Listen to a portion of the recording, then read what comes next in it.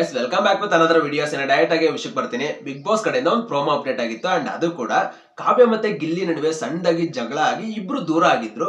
ಆದ್ರೆ ಇವಾಗ ಇಬ್ರು ಕೂತ್ಕೊಂಡು ಮಾತಾಡಿ ಒಂದಾಗ್ತಾ ಇರೋದನ್ನ ನೋಡ್ತಿದ್ರೆ ನನ್ಗಂತೂ ಸಖತ್ ಖುಷಿ ಆಗ್ತಿದೆ. ಸೊ ನೀವು ಸಲ ಪ್ರೋಮೋ ನೋಡ್ಕೊಂಡ್ ಬನ್ನಿ, ಮುಂದೆ ಇದ್ರ ಬಗ್ಗೆ ಮಾತಾಡುವ. ಏನ್ ನಿನ್ ಪ್ರಾಬ್ಲಮ್? ಮಾತ್ ಬಿಟ್ಟಿದ್ಯಾರು ನೀನು? ಇನ್ಮೇಲೆ ಕಾವು ಕಾವು ಕಾವು ಅಂತ ರೇಗಿಸ್ಲೇಬೇಡ. ಮಾತಾಡಲ್ಲ ಬಿಡಾಯ್ತು. ನಿನ್ ಸ್ವಾಭಿಮಾನಕ್ಕೆ ಇದಾಗೋ ತರ ನಾನು ಏನ್ ಮಾಡಿದೀನಿ? ರೇಗಿಸ್ಬಾರ್ದಲ್ವ ನಿಂಗೆ? ಮಾತಾಡ್ಸಿರತ್ತ ಅದೆಲ್ಲ ಪ್ರಾಬ್ಲಮ್. ಮಾತಾಡಿಲ್ಲ ಅಂದ್ಬಿಟ್ರೆ ಅವ್ರೆಲ್ಲ ಹೇಳ್ದಾಗ ನಿಂಗೆ ಸ್ವಾಭಿಮಾನಕ್ಕೆ ಧಕ್ಕೆ ಬಂದಿಲ್ಲ. ಊರವ್ರೆಲ್ಲ ಬೈದ್ಕು ಮನೆಯವ್ರು ಬೈದ್ಕು ಒಂದ್ ಇದಿರ್ತದೆ ಗೊತ್ತಾ? ತಿರ್ಗಾ ಕೇಳ್ತಾನೆ ಲಾಸ್ಟ್ ಮಾತಾಡ್ಸು, ರೇಗಿಸ್ಬೇಡ.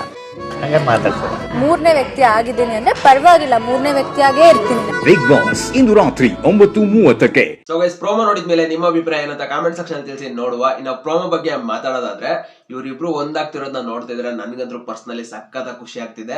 ಯಾಕಪ್ಪ ಅಂದ್ರೆ ಇಷ್ಟು ದಿನ ದೂರ ಇದ್ರು, ಅದನ್ನ ನೋಡಕ್ ಆಗ್ತಿರಲಿಲ್ಲ. ನಮಗೂ ತುಂಬಾ ಬೇಜಾರಾಗ್ತಿತ್ತು. ಯಾಕಪ್ಪ ಅಂದ್ರೆ ಮುಂಚೆಯಿಂದನೂ ಇವರಿಬ್ರು ಜೊತೆಗಿದ್ದು ಒಂಥರ ಕಾಮಿಕ್ ಆಗಿ ಒಂದೊಳ್ಳೆ ಬಾಂಡಿಂಗ್ ನ ಬೆಳೆಸ್ಕೊಂಡ್ ಬಂದಿದ್ರು. ಅವ್ರು ಸಡನ್ ಆಗಿ ದೂರ ಆದಾಗ ಸಖತ್ತಾಗಿ ಹೊರಗಡೆ ಇರೋ ಎಲ್ರಿಗೂ ಬೇಜಾರಾಗಿತ್ತು. ಅಂಡ್ ಒಳಗಡೆ ಇರೋರಿಗೆ ಮಾತ್ರ ತುಂಬಾ ಖುಷಿಯಾಗಿತ್ತು ಅಂತಾನೆ ಹೇಳ್ಬೋದು. ಯಾಕಂದ್ರೆ ಆ ಒಂದು ಬಾಂಡಿಂಗ್ ನ ಬ್ರೇಕ್ ಮಾಡೋದಕ್ಕೆ, ಅವ್ರಿಬ್ರು ಸಂಬಂಧನ ಬ್ರೇಕ್ ಮಾಡೋದಕ್ಕೆ ಅಂತಾನೆ ಕಾಯ್ತಾ ಇದ್ರು.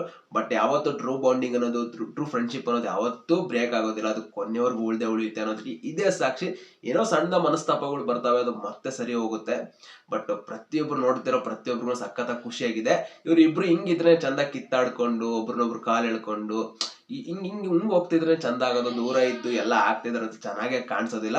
ಸೊ ಮತ್ತೆ ತುಂಬಾ ಅಂದ್ರೆ ತುಂಬಾ ಖುಷಿ ಆಗ್ತಿದೆ. ಅಂಡ್ ಇಡೀ ಕ್ಯಾಮ್ರಾ ಇವತ್ತಿನ ಒಂದು ಎಪಿಸೋಡ್ ಅಲ್ಲಿ ಇವ್ರ ಮೇಲೆನೆ ಇರುತ್ತೆ ಅಂತ ಹೇಳ್ಬೋದು. ಏನ್ ಮಾತಾಡ್ತಾರೆ, ಹೇಗ್ ಒಂದಾಗ್ತಾರೆ ಅನ್ನೋದು.